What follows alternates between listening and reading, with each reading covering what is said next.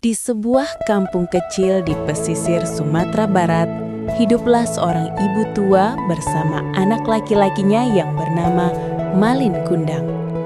Rumah mereka sederhana, hanya sebuah gubuk kayu yang berdiri tak jauh dari deburan ombak laut. Sejak kecil, Malin tumbuh tanpa ayah. Ibunya bekerja keras setiap hari, menjahit, memasak, dan membantu para nelayan, hanya demi memastikan anaknya tidak kelaparan. Bagi sang ibu, Malin adalah satu-satunya harta paling berharga di dunia. Namun, Malin memiliki mimpi yang jauh lebih besar dari kampung kecil itu. Setiap sore, ia berdiri di tepi pantai, memandang kapal-kapal besar yang berlayar menuju cakrawala.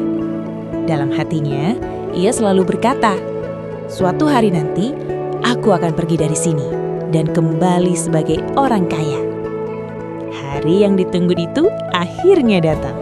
Suatu pagi, sebuah kapal dagang besar berlabuh di pelabuhan Desa Meraka. Para pedagang dari negeri jauh turun membawa berbagai barang berharga. Melihat kesempatan itu, Malin memberanikan diri meminta izin kepada ibunya. Ia ingin ikut berlayar. Ia ingin merantau. Mendengar itu, hati sang ibu terasa berat, sangat berat. Ia tahu perjalanan laut penuh bahaya.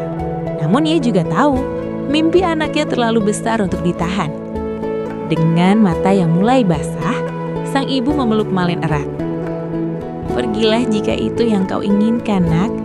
Tapi jangan pernah lupa, di kampung ini ada ibumu yang selalu menunggumu pulang." Malin mengangguk. Dan hari itu, kapal besar membawa Malin pergi meninggalkan kampung halamannya. Hari berganti bulan, bulan berganti tahun.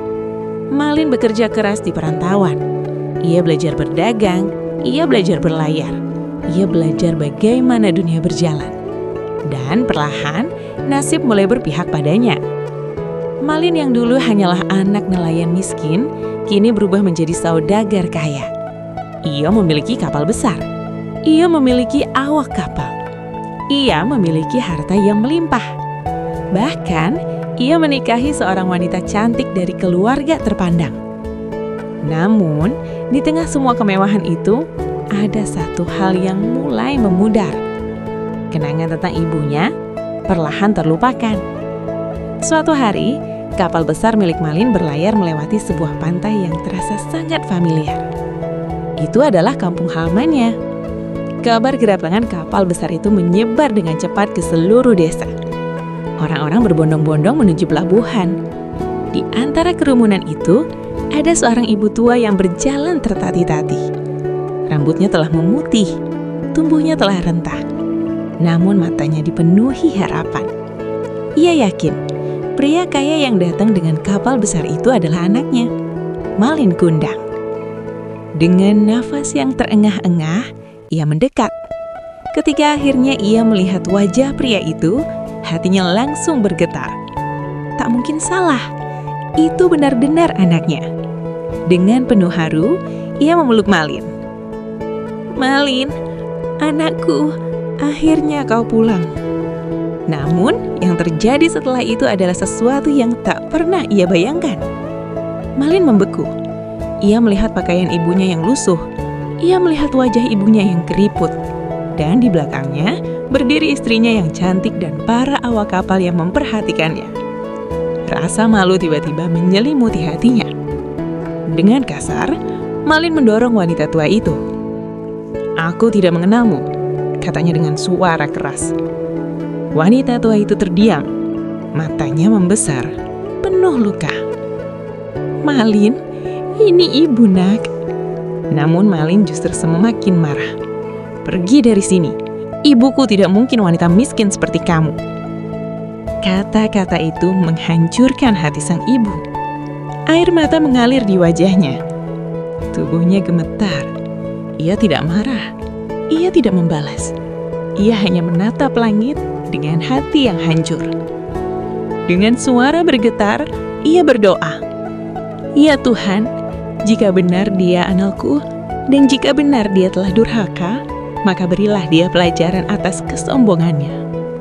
Tak lama setelah kapal Malin meninggalkan pantai, langit tiba-tiba berubah gelap. Angin kencang berhembus dari segala arah. Ombak laut mulai meninggi. Para awak kapal mulai panik. Petir menyambar langit. Badai besar datang tanpa ampun.